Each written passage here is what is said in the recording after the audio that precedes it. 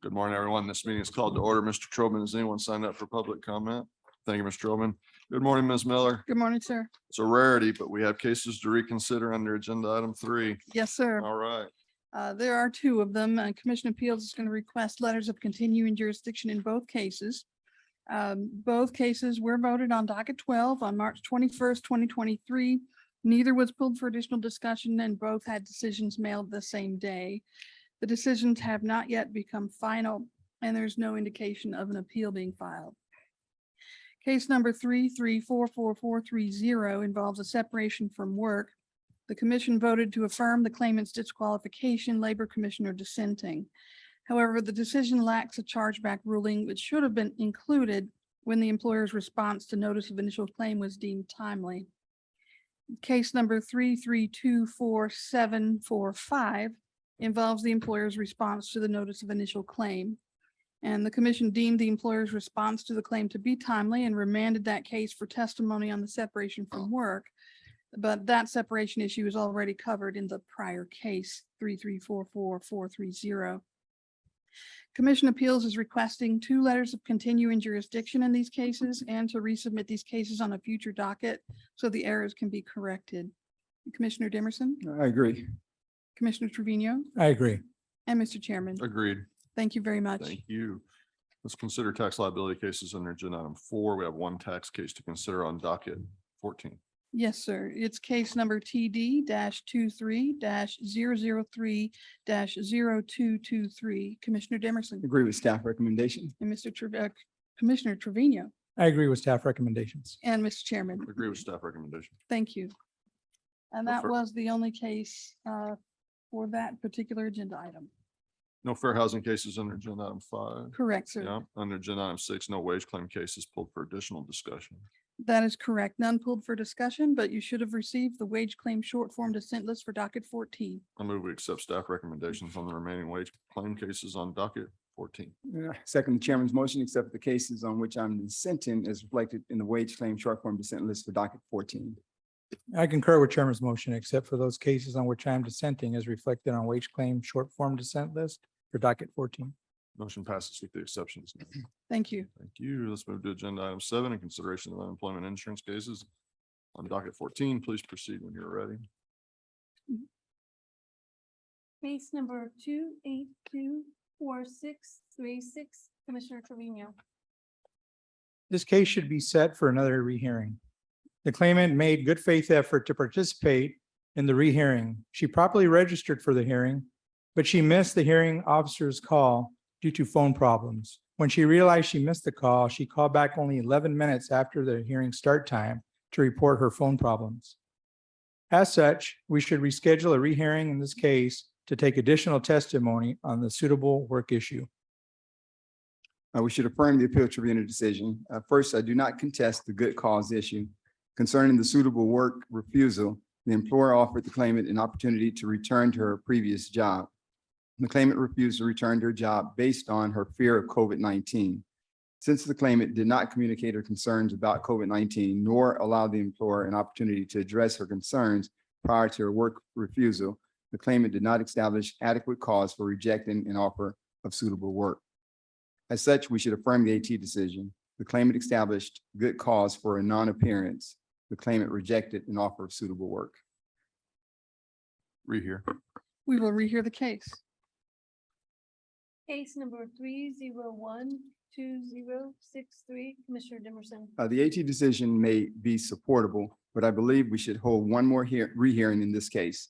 The employer gave clear testimony that at the time the notice of maximum potential chargeback was mailed to the employer, the business was in the midst of a long pandemic-related closure.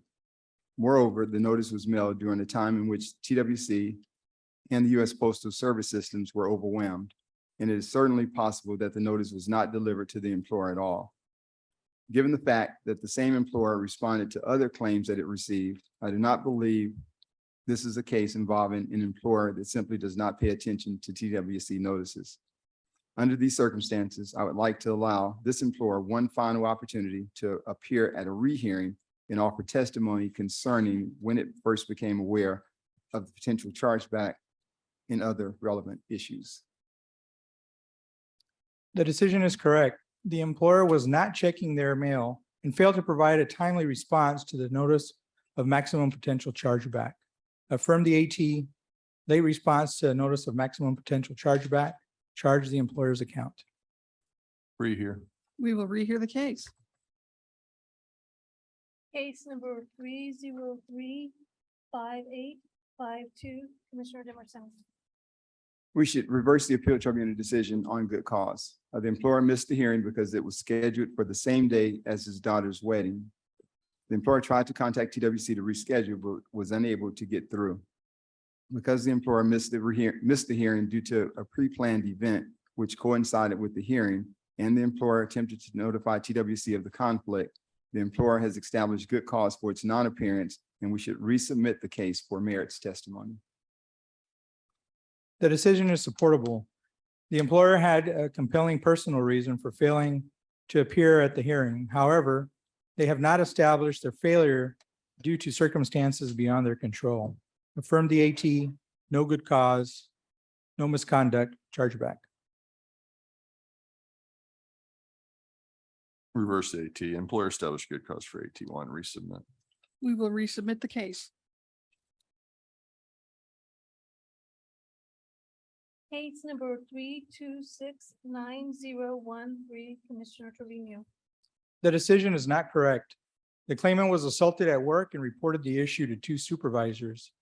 Other individuals had reported the assault earlier, and this employer had not intervened. The supervisors did not address the issue and instead required the claimant work her next shift with the individual who assaulted her. Even if the employer intended to investigate the issue, it was not reasonable to require the claimant to continue working with the individual who had assaulted her. The claimant quit for good cause connected with the work. Reverse the AT, no voluntary leaving. The appeal tribunal decision should be affirmed. The claimant quit her job due to dissatisfaction with the coworker. However, the weight of the credible evidence established that the claimant did not allow the employer an adequate opportunity to remedy her concerns before she resigned. As such, we should affirm the AT decision, voluntary leaving. Affirm the AT. Voluntary leaving. Short form dissent. Yes, sir. Case number 3306664, Commissioner Dimerson. The appeal tribunal decision on timeliness should be reversed. The employer stated that it did not receive the TWC documentation in question until after the deadline to respond had passed. The employer also stated that the city had changed the employer's address and that it probably happened around May of 2022. Additionally, some of the employer's response period was in May of 2022. The employer responded the same day it received the documentation. So accordingly, the employer's response should be deemed timely. We should therefore reverse the AT decision. Timely employer protest, resubmit. The AT decision is supportable. The notice of application for benefits was mailed to the employer's correct address of record on May 25th, 2022. The employer did not respond until after June 8th, 2022 deadline. Although the employer alleges it did not receive the notice because it had an address change, the employer was not sure when the address change occurred and did not notify the commission of any address change until after it had filed its late response. Therefore, the employer has not shown any exception to the timeliness rules. Affirm the AT, employer protest not timely. Reverse AT. Timely protest. Resubmit. We will resubmit the case. Case number 3328213, Commissioner Dimerson. We should reverse the appeal tribunal decision. Although the employer offered the claimant almost 25 to 30 assignments during the month leading to her separation, the claimant rejected the offered work assignments due to personal reasons. The claimant was separated due to inactivity in the employer's system. By refusing the employer's assignment and making herself unavailable for work, the claimant initiated the job separation. As such, we should reverse the AT decision, voluntary leaving, no chargeback, adequate employer response. In the alternative, the commission should rehear this case.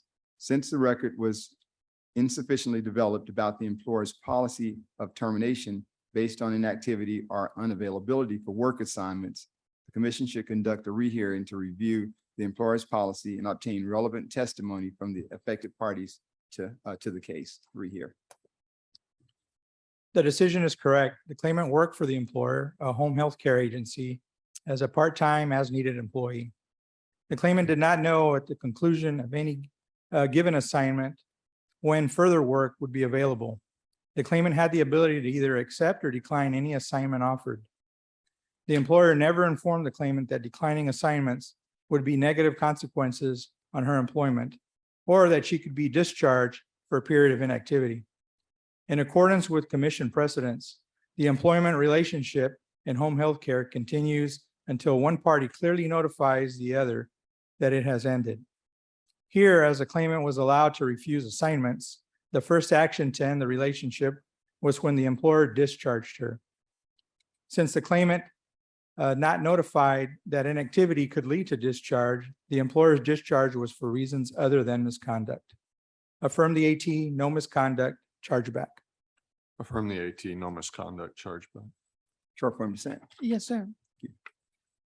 Case number 3339644, Commissioner Dimerson. We should modify the appeal tribunal decision. First, I agree that the claim was valid. Concerning the job separation, the claimant was discharged for repeated violations of the employer's attendance policy, which covered absences, tardiness, and early departures. The final incident involved a tardiness infraction after 2 prior warnings. Thus, because the claimant mismanaged her position of employment, we should modify the AT decision, valid claim, misconduct, no chargeback, and adequate employer response. In the alternative, because the claimant's prior warnings were related to attendance infractions caused by the claimant's medical issues, the claimant should be qualified for benefits and the employer's account protected from charge under a medical separation analysis. Modify the AT decision, valid claim, no misconduct, no chargeback, MVI. The AT decision is supportable. The claimant was discharged for being 1 minute late. She had no prior warnings for tardiness. While the claimant had attendance warnings, the claimant's prior absences were for medical reasons and a family emergency. As such, the claimant's attendance issue did not rise to the level of misconduct. Affirm the AT, valid claim, no misconduct, chargeback. Alternatively, I could agree to protect the employer's account since most of the claimant's attendance issues were due to medical reasons. Modify the AT, valid claim, no misconduct, no chargeback, MVI. Affirm the AT, valid claim, no misconduct, chargeback. Sure, I'm going to agree with Commissioner Trevino On the MVI? on the MVI. Okay. Is that what you wish to do as well? That is correct. Thank you, ma'am. Okay, we have a majority Short vote. form dissent. Yes, sir. Thank you. Pay and protect. And I have your short form dissent. And that is the last case pulled for additional discussion on docket 14. You should have received the UI short form dissent list for docket 14. I move we accept staff recommendations on the remaining UI cases on docket 14. A second, I agree with the chairman, except for the cases I'm dissenting on docket 14. I concur with Chairman's motion, except for those cases on which I am dissenting as reflected on UI short form dissent list for docket 14. Motion passes with the exceptions noted. Thank you. Thank you very much. Is there any other order of business come before the commission? Not here. Is there a motion to adjourn? So moved. I second the motion to Been moved adjourn. and seconded to adjourn, and we're adjourned. Thank you.